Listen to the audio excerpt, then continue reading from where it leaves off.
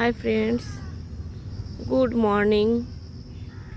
দেখুন, আমি এখন একটা জঙ্গলের ভিতরে এসেছি ভিডিও করতে। দেখুন জঙ্গলের পরিবেশটা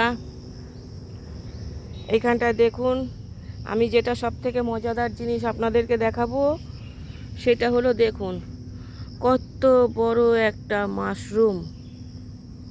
দেখুন এই রকম হয়, যে পাশে আরও হয়েছে, ছোট ছোট বেরিয়েছে,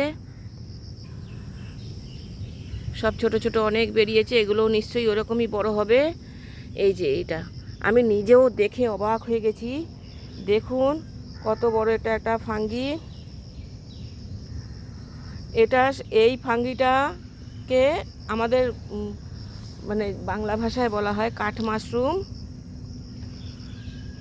এটা কিন্তু আমি যেটা জানি যে এটা কোনো মৃত গাছের উপর, পচা কাঠের উপরে জন্মায়, কিন্তু এটা গাছের পাশে আছে, মাটি থেকেই জন্মিয়েছে। এগুলো দেখুন, এগুলো মাটিতেই আছে।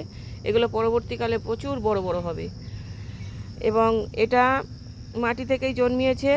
এবং এইটা হচ্ছে জুলাই থেকে অক্টোবর মাস অবধি এদের জন্ম হয়, এবং এই পর্যন্তই এরা স্টে করে।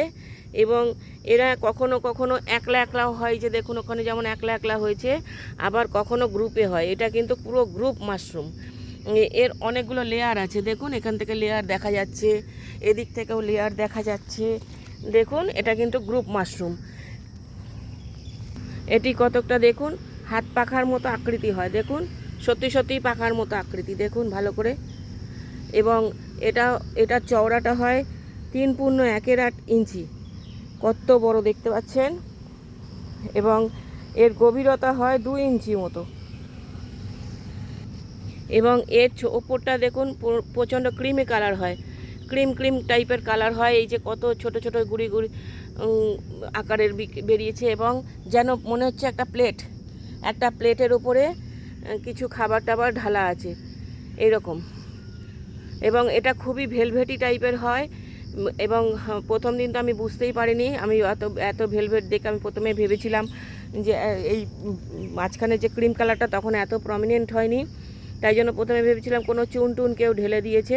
পরে দেখলাম না, এটা ফাঙ্গি, এটা ক্রিমি, ওপরটা ক্রিমি এবং ভেলভেট টাইপের হয়। Thank you for watching.